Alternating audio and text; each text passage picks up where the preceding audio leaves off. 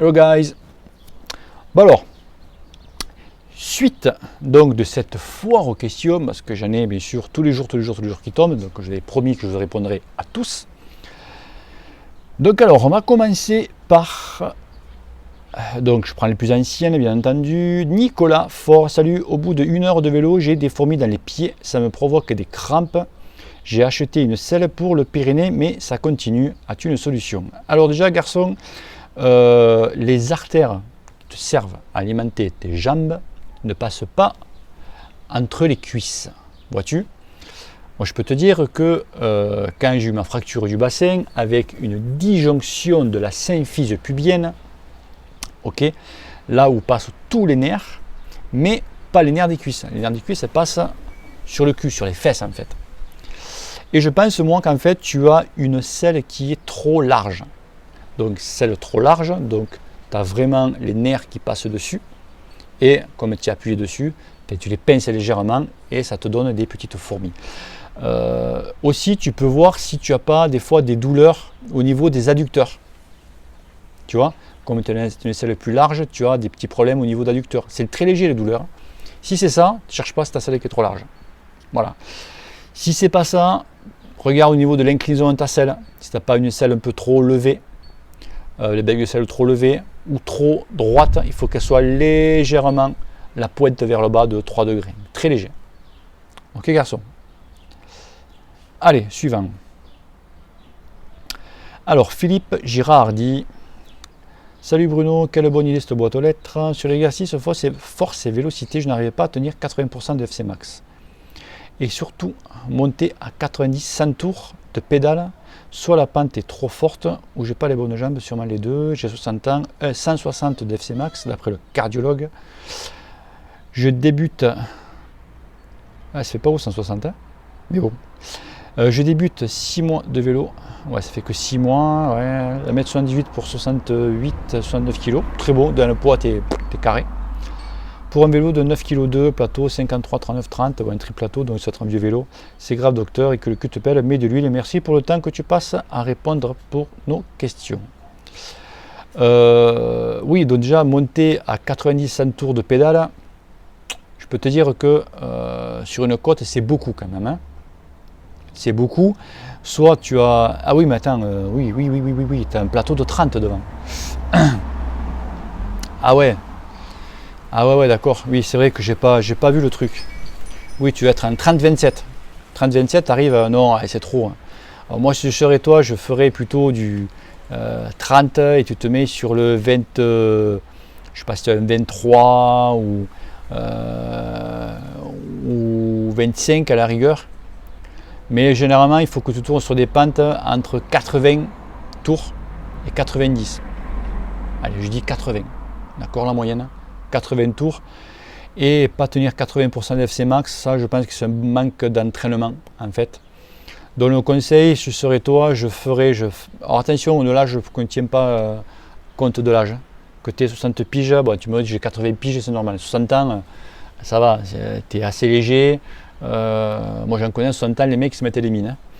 Donc ça je fais next, j'en tiens pas, je n'ai pas vigueur. Il faudrait juste un petit peu que quand tu fais des sorties d'endurance, des sorties tranquillou, que tu te fasses, s'il y a des sprints panneaux, tu vois, que tu fasses vraiment travailler la pompe, mais violent, tu vois, faire des 30-30, faire séance de seuil, c'est-à-dire que tu disais, il y a 500 mètres, mais pendant 500 mètres, je me foutre à 90%, tu vois, et hop, après tu prends 2, 3, 4, 5 minutes de récup, ça c'est toi qui vois, tu vois, mais il faut que tu fasses un petit peu forcer ton cœur, pas longtemps, tu vois, mais, tu vois, sur 5 minutes, tu vois, 30-30 sur 5 minutes, ou si tu n'arrives pas à faire du 30-30, tu fais du 20-40 de récup.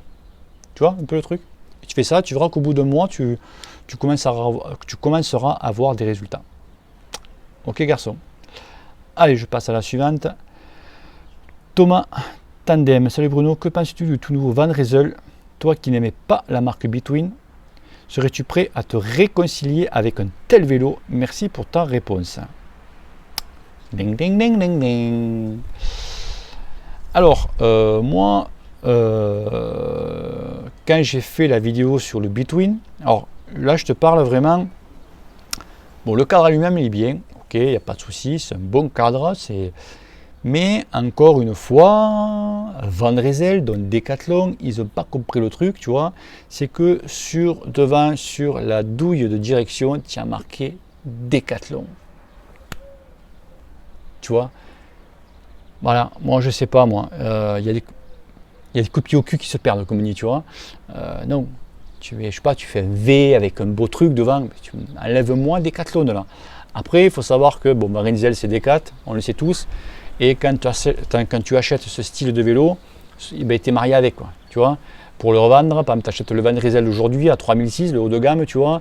Déjà, ils ont fait la grosse faute. Le haut de gamme de l'époque, il était monté avec des zips. Là, ils ont pris du Mavic. Donc, excuse-moi, mais là, tu perds, tu vois. Et 3006, tu payes 3006, tu veux le revendre dans 5 mois, tu ne le revendras pas 3000, hein, tu vas le vendre 2005, tu vois le vélo. Donc, il va décoter vachement. Donc, et après, l'entourage qui est autour de Decathlon, il faut voir un petit peu les mails que j'ai eus, mais des mails méchants, tu vois. Donc, voilà une petite réponse que j'ai à leur donner. Je leur pisse au cul. Et ça, c'est... Ok, garçon. Allez, je passe à la suivante. André Di Tuero. Oh, toi, tu as 2 questions, toi, dis. Oh, l'enfoiré. Salut Bruno, que penses-tu un vélo 650 Titan, roue lightweight, 7 kg. Alors, Titan, le vélo, je ne connais pas. Alors, le Titan, c'est beaucoup pour le confort. C'est souvent ceux qui ont des gros problèmes de dos.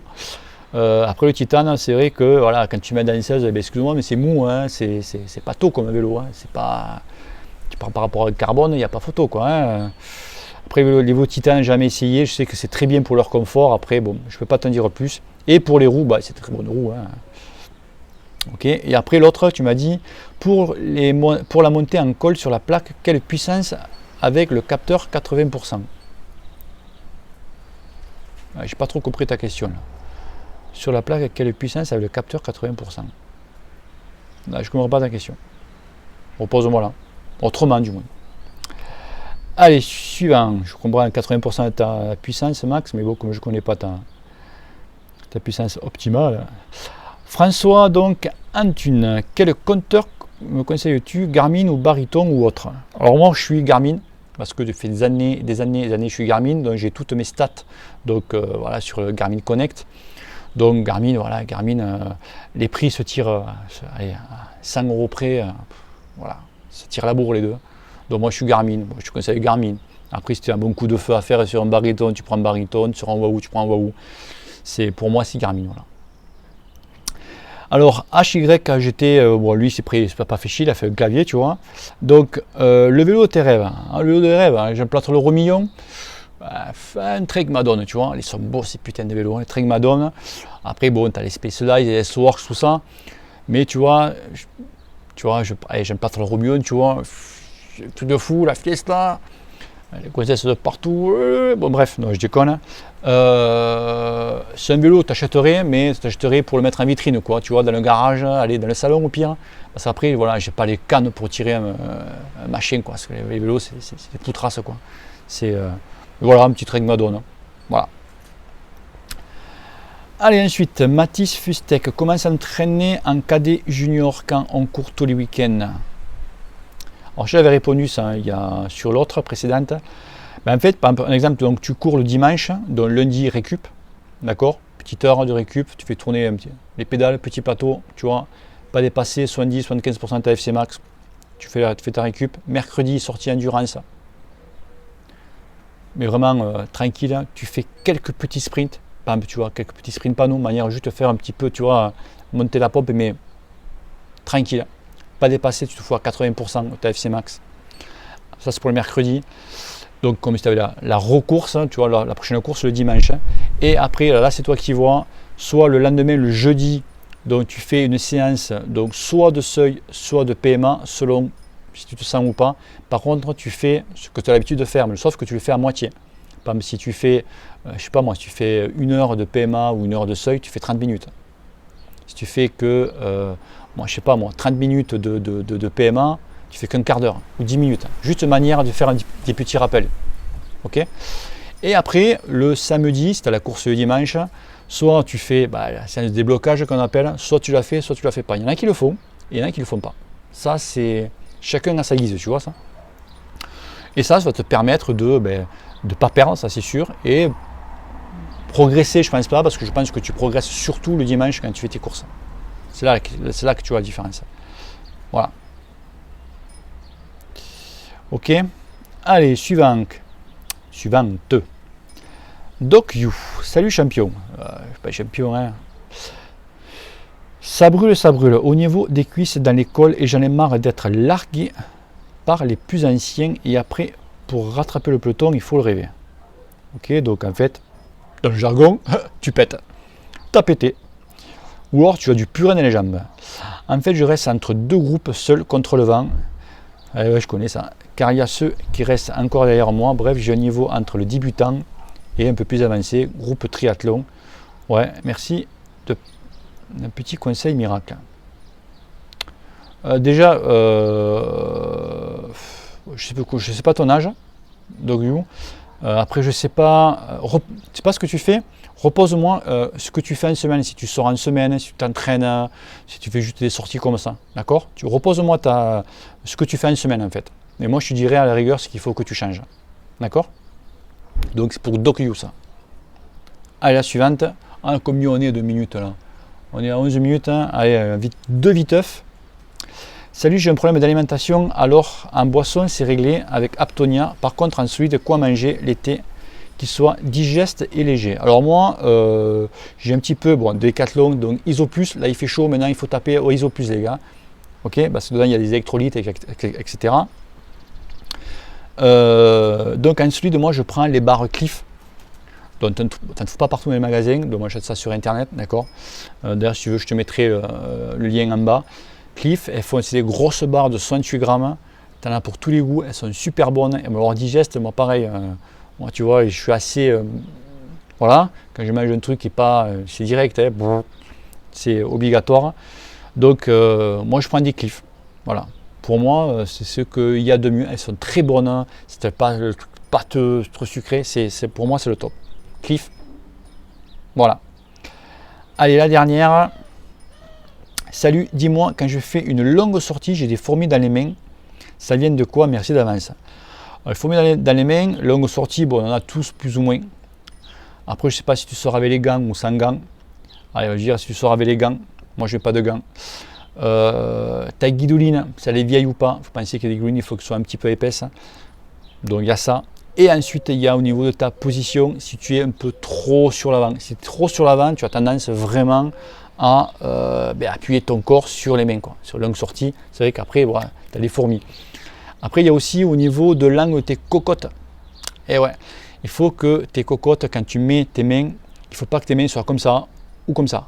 D'accord? Il faut qu'elles soient vraiment tu vois, voilà, tu vois. Quand tes mains sur les cocottes, il faut que ton poignet soit vraiment en prolongation avec ton bras. Et ça, souvent, quand c'est comme ça, comme tu es sur les nerfs là, mais bon, des longues sorties, tu as toujours un petit peu. Ok?